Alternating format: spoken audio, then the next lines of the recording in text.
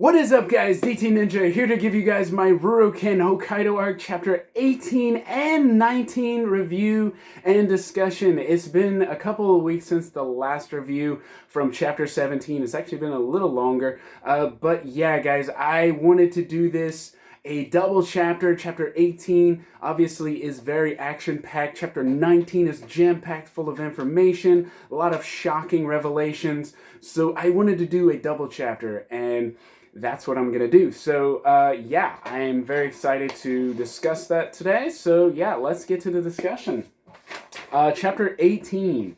So this is my list of things that I noticed. I am definitely going to summarize. It's not going to be everything, and I'll try to shorten it out. But yeah, things I noticed in this chapter. Obviously, Kenshin is fighting Byakuya, right? He fought, they had their little clash, and now things are about to get serious because Byakuya is like, I cannot see your swordsman or your fighting spirit, not swordsman spirit, your fighting spirit, which is this thing that Byakuya can only see. He's the only one that can see this warrior spirit that he calls it. So we leave off, and at the very beginning of the chapter, we see Eiji Mishima, right? And he's shown all alone in this room, and you just see this dark look on his face, like he's thinking back to chapter 16, right? We can make a reference here, but chapter 16 is where he turns on the Jupongatana, right? After he sees Sojiro, and he has this nightmarish flashback of Sojiro and the Jupongatana, and he turns his gun on him, right? Well, he's thinking back to what Saito said to him, and, you can join us or you can withdraw. It's up to you. You're going to have to decide for yourself. But it's like everything that he's worked up to this point is kind of... It's kind of hypocritical, because he says that he wants to take out the bad guys, and Saito and Kenshin represent that, but at the same time, they're working with the bad guys from his past. So this is kind of conflicting with him, and you can see this inner conflict within him, and that dark face it shows him, and he shows him with a rifle, and he's loading the bullets in the rifle, and you hear the sound. It's like... And you just can tell he's ready to kill someone. He's ready to kill someone. So that is pretty crazy. And then the very beginning, after that first panel, you see the page of him and his demon ogre, which is the fighting spirit from Eiji Mishima, the one that Byakuya can see. So you see that darker side of him alongside. They're walking beside each other. So that was very interesting, but it also shows what's to come, that there is this darker path that he's following. So I like it. I like how it's progressing, and it's not just right out of nowhere. It's really shown well. The next thing, when Byakuya further explains about the fighting spirit, when he's talking about how it's it's in the nature for the fighting spirit to emerge when someone has conflict. And he explains this, and you see Saito with the wolf, right? And then you see like Hinya with the bat, and then right in the dead center of this explanation, it shows little Eiji with the little horns, the demon ogre and actually it's hiding the horns. So it's like front and center, like he's the focus of Byakuya's mind. Because remember, when Byakuya first fought Saito, he was all about Saito, right? But once Eiji intervened, it intrigued him. It interested him. And so ever since that time, he's been very interested in Eiji. And we'll see this throughout these two chapters. So I found it very interesting that it shows him the focus of that part. So, very interesting. Okay, after Byakuya takes off his jacket, okay, so you know how the Kinkaku Heki have these jackets, right? Well, he's got this large jacket. He finally takes off it and throws it down on the ground. I'm starting to think like maybe that was weighted clothing, because the moment after he just like dashes towards Kenshin like he has like super speed, and this guy's big. He's huge. He's like almost 7 feet tall compared to Kenshin, who I believe is 5'2". I believe you can correct me if I'm wrong, but yeah, it's really crazy, and I think that maybe his clothing could be weighted for his training purposes. But I found that interesting.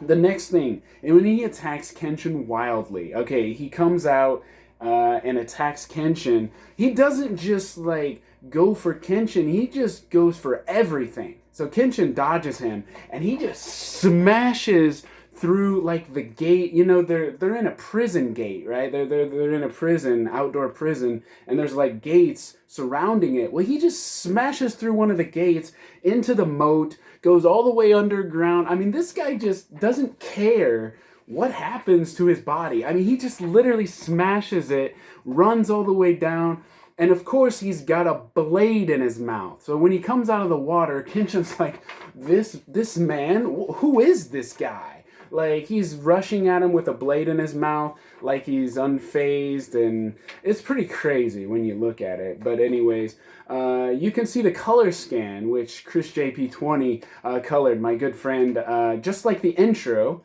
So shout out to Chris JP20 for the awesome color scans that I'll be sharing throughout this review and discussion. So, but yeah, really awesome. Okay, the next thing, Saito warns Kenshin not to get close to him. This is very important because during the fight with Saito and Itakura, Byakuya catches his blade, right? He catches his blade, and when he gets too close with the Gatotsu, obviously, we remember he snaps it in half, right? He snaps it in half, and then he breaks it. He breaks his arm. He breaks his left arm. So he's worried that he's going to end up doing the same thing to Kenshin, but it doesn't matter because you see, right as he's attacking Kenshin, you can see, like, in full view, his wrist. And as I explained in the last review and discussion, it shows the wrist ring around him. So it shows it in full view, and it shows Kenshin's face right there, and it shows the wrist ring. And then in the next part, he like clenches his fist and smashes Kenshin all the way through the ground, going through the moat. I mean, Kenshin is like in bad shape. He's like flying. It's pretty crazy. So that one attack took him out. Like, okay, he's not out. He's not down and out, but that was crazy. That was crazy. So like, there's something going on there. And I talked about it in the last review, and we're going to discuss it again in the discussion questions in a little bit. But there's something going on there.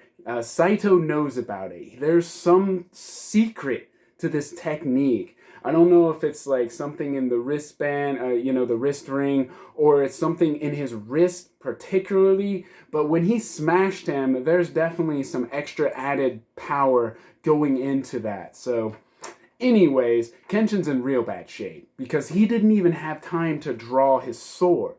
So Byakuya is standing there, and Saito's like, I have a question. And Byakuya's like, wait. And then he sees Kenshin in the distance, and Kenshin's like, got his sword ready, to attack. And then he just unloads the Kuzuryusen right at him. And this guy just like puts his hands up like this to a Kuzuryusen, okay? He puts his hands up like this, and the Kuzuryusen blasts him all over. There's 9 targets. So he just like gushes out blood. I mean, this guy looks like he has been defeated completely, right? I mean, a normal opponent he would have, right? I mean, Shishio went flying backward. We remember that, right? Shishio, when he attacked Shishio in his final fight.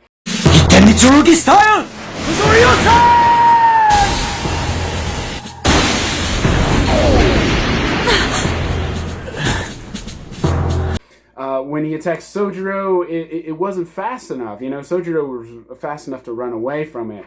But when he hit Shishio, he went flying. Byakuya just stands there and takes the full brunt of the attack and just starts laughing.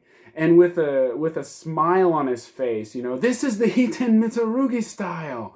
You know, it's like, bring me more of this. And so, like, everyone is like, holy shit, like, what do we have to do to fight this guy? Like, he can't even be hurt. And Saito remembers that there's some secret to that technique he's using. How is he able to withstand all this power? The one thing I noticed, though, this is the thing that I noticed. When he got hit with the attack, okay, it shows him in serious pain, okay? But after it, it was like he enjoyed it afterwards.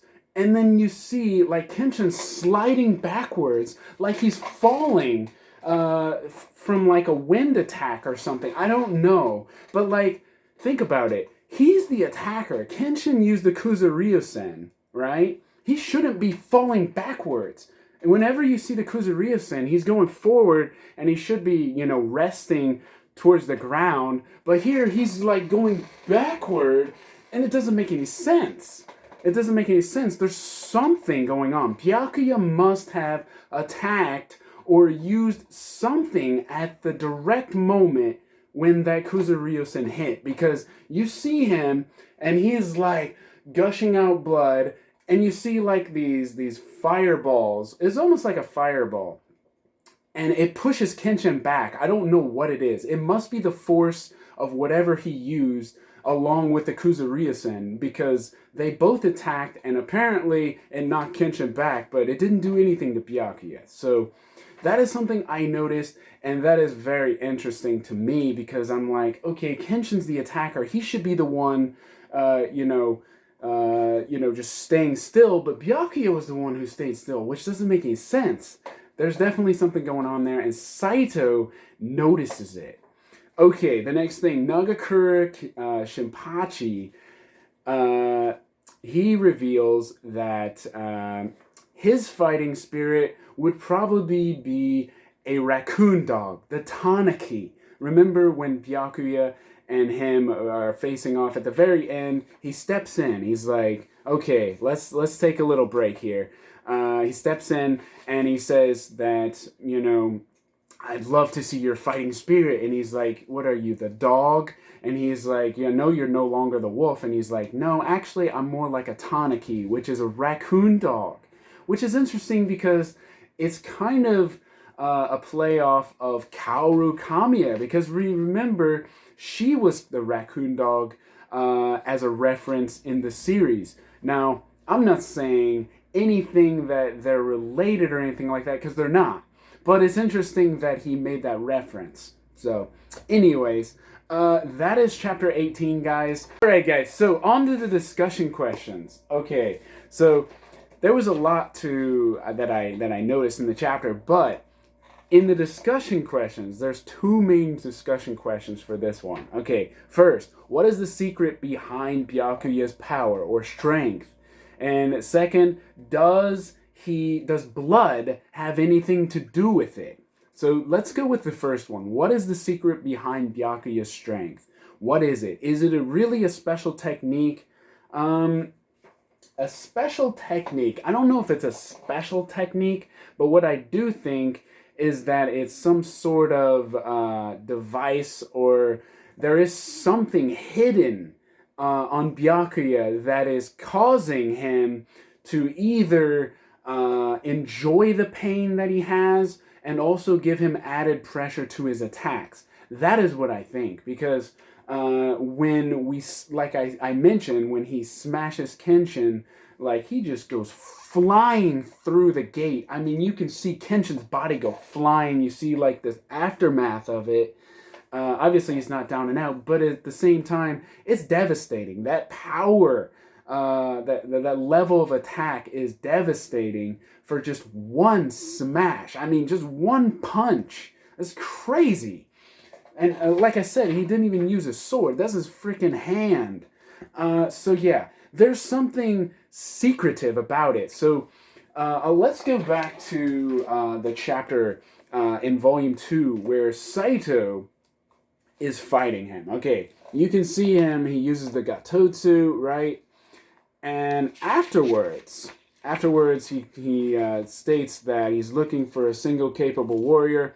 And Saito's like, so if we become comrades, right, will you show me the technique that you secretly used earlier or displayed earlier? So it's not actually a secret technique, but the technique he's using, he did it in secret. He's trying to keep it hidden from people. So in a way it is secret because a lot of people can't see or figure out what's going on, but actually he's doing it like stealthfully, you know, he's trying to do it without people noticing it. So, but anyways, that's something to think about. Like I said, how did he withstand these attacks? This goes to the next question.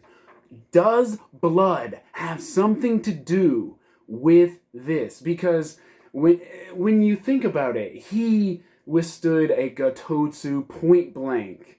He caught it with his bare hands, okay? He caught rifle bullets with his bare hands, okay? And then he licked the blood with it. So there's the first clue with the blood. The second one, he caught the Gatotsu, so obviously there's going to be blood splattering on his hand as well. And then the Kuzuryu-sen. The Kuzuryu-sen, he just gushed out blood all over his body. So is blood something that causes, this whatever it is that's giving him extra strength? Or maybe the wrist rings are what give him added pressure, and the blood is actually giving him the ability to, withstand a technique, a resilience. What was it I used? Oh yes, it was able to pain tolerance. Pain tolerance. So what is his pain tolerance based on the blood? The blood could be something with the blood allowing him to tolerate the pain. Because let me show you a couple of parts. So in Volume 1, okay, the very beginning, Byakuya's first appearance. Okay, he shows up on Mount Hakodate, and you can see him right there. He always he just basically puts his hand out, and he grabs the bullet point blank. You see there?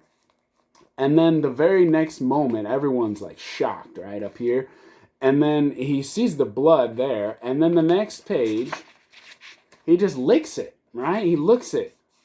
And remember, when it said, just lick the blood and, everything is healed. Now, does that really have something to do with his power?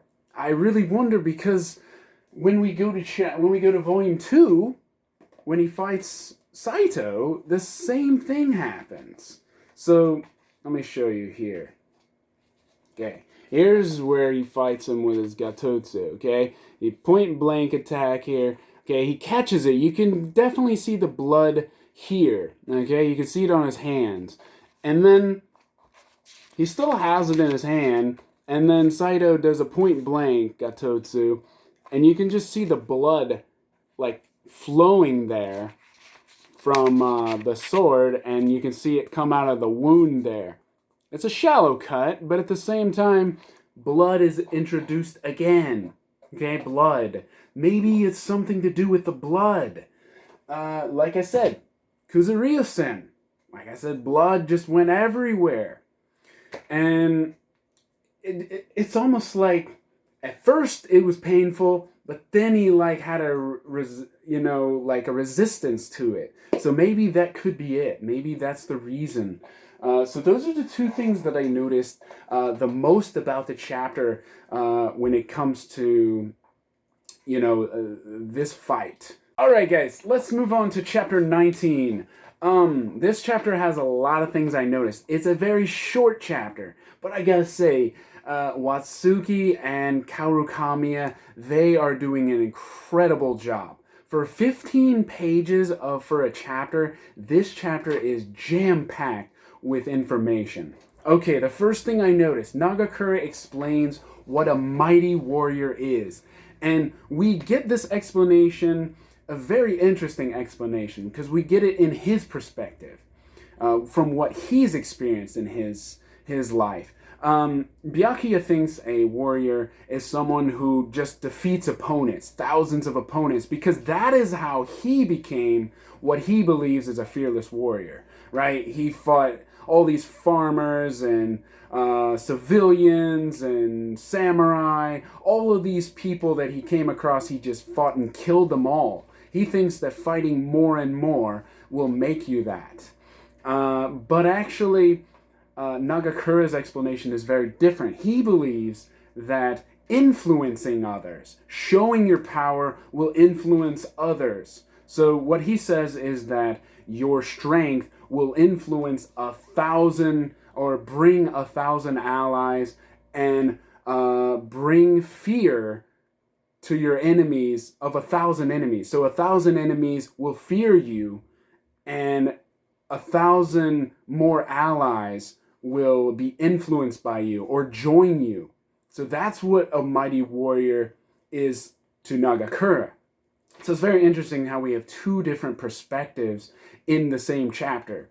And also, Nagakura reveals who he believes is a mighty warrior. So this is Commander, Kondo, the commander of the Shinsengumi. Hijikata, who, is very instrumental in creating the Hirazuki technique, the Gatotsu. And also, he was the vice commander. And then also he mentions, I wrote it down here, Takasugi Shinsaku. Now he's in the OVA. He's in the OVA where he's very instrumental in the revolution. He's a very influential person, on the Ishin Patriots side, right? So, anyways, he mentions him as well. And he also mentions Saigo Takamori, which we know is one of the 3 big leaders of the Meiji era, right? Of the Meiji government, to say.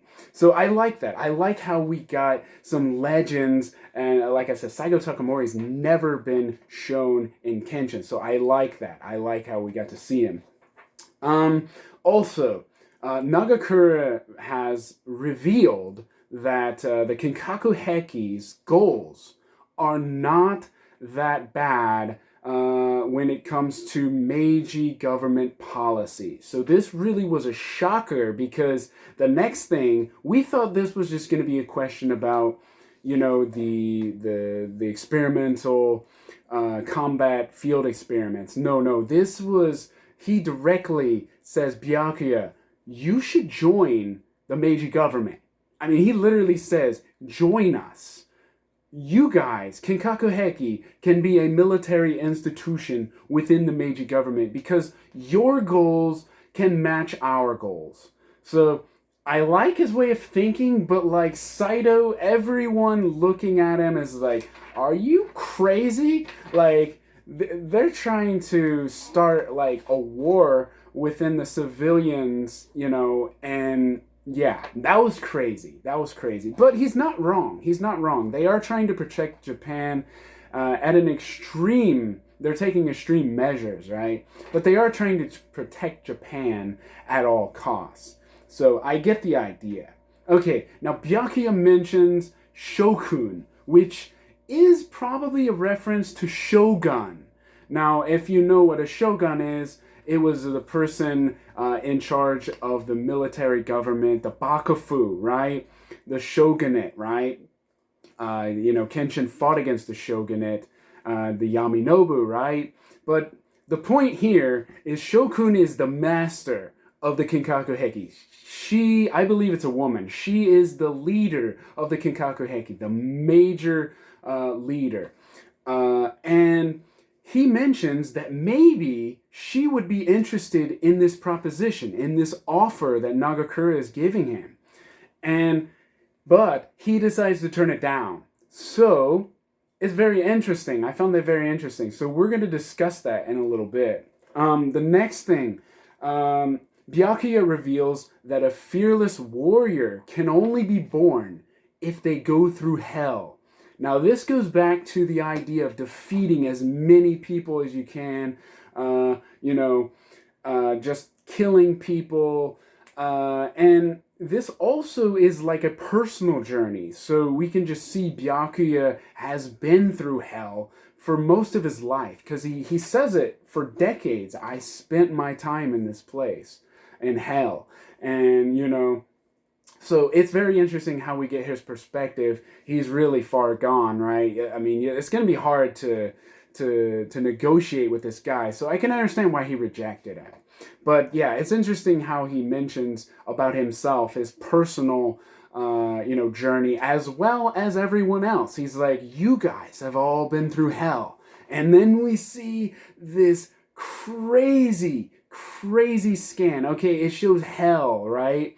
And I've been wanting to see this because I was hoping that maybe we see Shishio in hell. But actually it goes further than that. It shows a picture of Kenshin, it shows Saito, it shows Sano, it shows Anji, it shows Sojiro, and all of them have been through hell. So we see all these bones surrounding them, and each of them have something that caused them suffering. Obviously, each one is different, but I love this scan, and I had it colored, so I wanted to show you guys. So really, really bone-chilling scan.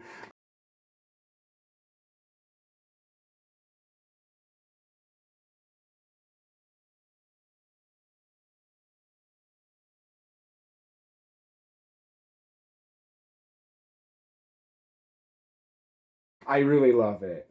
But yeah, that was a really interesting scene. Then Itakura seems to know that Eiji is coming, because after his explanation of hell, he says that you need a resilient soul that is from hell. You need that. That's how you need to go through hell and come back. That is how a fearless warrior is born. And he seems to know that Eiji is coming, because he just like goes on a crazy rant and he's like, look, one is emerging right now. And you see like Eiji in the distance, and he uses his shotgun. It's not a shotgun, it's a rifle. And you see these bullets go flying, and they break through the gate, and you just see him running. Well, you see him walking up with his rifle, and you can just see the mad look on his face. You finally see the demon ogre emerge. That was crazy. So we get the progression here, like I said, in chapter 18, of where he was loading the bullets, and now we actually see him getting ready to kill someone. So I really like how that was. It's kind of heartbreaking at the same time, but I love how it was portrayed, because it's a very interesting twist to the story. And then you get Sojiro at the very end. He shows his face, and he's just got this smile on his face, And it's almost like he's ready to face him. So this is very interesting, is that Byakuya seemed to know he was coming, so it's possible that this is the warrior that he was waiting to emerge, like Hajime Saito. Now, I'm not saying Eiji is like a warrior, but that demon that is showing now, the person that's ready to kill someone, willing to do anything for this cause, that is the type of warrior that he's looking for. So it's kind of sad, but at the same time, I like the twist. Yeah. So anyways, guys, that is what I noticed. All right, guys, so let's move on to the chapter 19 discussion questions. Okay, chapter 19. The first discussion question is about Nagakura's offer, his proposition to Byakuya and the Kinkaku Heki to join the Meiji government. They can be a military institution that trains warriors to help keep out the invaders from attacking Japan. That's the idea, right? Now, my question here is that what does Byakuya mean that the Shogun, his master, would be willing to cooperate, possibly, with Nagakura's, proposal? What does he mean that she might cooperate with him? Is this for real? Because the last time we saw her, we only saw her once. And like I said, I don't know her gender, but we kind of saw lipstick, so I assume it's a woman. But the point is, she's pretty ruthless, right? She knows about Shinsengumi. She knows about Jupongatana. She's planning all these field experiments and taking control of civilians. I mean, she's acting almost like a military leader, like a shogun, which is probably a reference to that. But anyways, Shokun literally is kind of like master or lord. So, but anyways, what does he mean? Is she really that forgiving? Is she really that compromising? I really wonder if that is the case, because what we've seen, her army is pretty ruthless, right? We have not seen, I mean, they kill people. They kill civilians. They arm civilians. They're dangerous, right? So I really wonder if that's the case or if he's just humoring him. So it's something to think about. I don't really have an answer to that, but when I saw chapter 15, I just got the feeling she's pretty ruthless, like I said. Okay, next discussion questions. Eiji descends into hell. Within these two chapters, Eiji descends into hell, and we see this is a progression all the way back from the chapter in Shungetsu Village when his parents were murdered and Kenshin stopped him from murdering Senkaku. Remember, he had the sword ready to kill him, and he's like, these hands will grow. You don't need to murder him. If I don't avenge my family with my own two hands, then I don't think I'll ever be able to live with myself. It's kind of sad when you think about it like that, but there's no way to stop Eiji's anger, because when you think about it, the Jupongatana, he never got his revenge, and once he became part of Saito's family, he knew that he was going to be militaristic. He knew he was going to have an opportunity to burn that rage that he once had out, and defeat more enemies and kind of forget about what happened. But at the same time, when he realizes that everything he's worked for, everything that a police officer stands for, is going to be contradicting it, Saito and Kenshin are his heroes, and they're working with murderers, people that killed his family. He cannot understand. His logic is not going to work. This is what snaps in his mind. Nothing anyone says is going to change anything. So it's a collision course. He was always going to have this conflict within, and it just makes it that more difficult that Sojiro emerges as part of their team. So this is where it gets really interesting. At the same time, is it possible that he could have prevented this, Kenshin or Saito? It's possible. Saito could have, been a little more tactful. He could have, obviously he doesn't call him son, but, they adopted him. He could have sat him down and told him, we're going to be working with, your former enemy. Let me give you a heads up on this. Even Kenshin could have been told that, because he didn't know. So there was a lot of things that you can't control in this. This situation couldn't be avoided. That's my take on it. I don't think it could be avoided, and it was just a collision course. He was headed for it. So this leads into my next discussion question. Did Byakuya plan this out? Because when he fought Saito, going back to chapter 6, okay? When he first fought him, right, he easily defeats Saito, right? The rock slides and the explosions kind of stop the fight, but at the same time he breaks Saito's arm. He asks him to join him, but right as he's about to, take him out, this is where Eiji intervenes, right? Eiji intervenes behind him.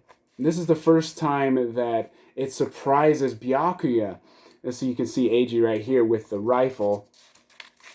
And here he says, "You're willing to face me without fear, boy. Very admirable, right?" And he's like, "But, however, I will kill you before you can even pull the trigger." And he says, "I'm prepared for that." And you can just see the look on his face. Look at that face. No wonder why Byakuya tried to recruit this boy. Look. Okay, he can definitely see that there's something hidden within him. This fighting spirit, this evilness, this darker part of him inside. Like I said, this face is just wow. Wow. Did he plan it out? It makes me wonder, because remember, the stalemate is what caused him to step down. Okay, you got Saito on one side, who has a broken sword. That's not going to do much against Byakuya. And then you got Mishima with a gun, a rifle, which obviously can't hurt Byakuya. Byakuya has it won regardless. And he steps down. He is captured because of Eiji. Because of Eiji. Eiji intrigued him so much that he decided to become a prisoner and wait for that demon ogre to emerge. And what's crazy is in the next chapter, okay, chapter 7, or I think, no, it's chapter 8, sorry. It's in the interrogation. In the interrogation, you can see he's being talked to by this police officer here, and he won't listen to anyone but Eiji. Eiji's the only one he'll listen to. And you can see it right here. It says, "Demon Ogre, have you brought me a warrior, a capable warrior?" So it's very interesting how he uses those words, a capable warrior. And again, he waits it out. He waits it out. And you can see in chapter 16, he starts to lose it, falls further down, descends into hell. And then when Byakuya sees him in chapter 19, it's almost like he knows he's coming. It's almost like he knew he was coming. And once he realized he was coming, is like, "There you are, my capable warrior." And this demon ogre emerges. Pretty crazy stuff, guys. Pretty crazy stuff. Okay, the last discussion question. What will Saito and Kenshin do if Eiji continues in this madness, with this madness? It will... Okay, Eiji's gonna try to kill Sojiro, but we got several fighters here. And obviously Byakuya is strong. What's gonna happen here? What will Kenshin and Saito do? Will Kenshin try to stop him? And even if he does, will he turn on Kenshin? That's what I'm worried about. That's my main worry. Because Saito will probably not hesitate and take him out. That's my feeling, because he's too far gone. But Kenshin won't do that, right? But that's my fear, that maybe he'll turn on Kenshin and they'll be forced to do that. That's really my one fear for this. But if they let him go against Sojiro and attack him, obviously Sojiro's too fast, obviously. But even if he's successful and he does, attack the other group, if they retaliate, will Byakuya protect him? And my guess is yes. My guess is yes, because it seems like he knew he was coming. He's been waiting for this moment. This has all been planned out, and I've showed reasons why I think so. So anyways, guys, that's chapter 18 and 19. I hope you guys enjoyed. I hope it wasn't too long. But yeah, I'm caught up completely. Chapter 20 will be coming very soon. Actually on Monday, I believe it will be released. Anyways, I hope you guys enjoyed. Yeah, and if you guys have any questions in the comments, just leave them below. And I will see you guys in the next one.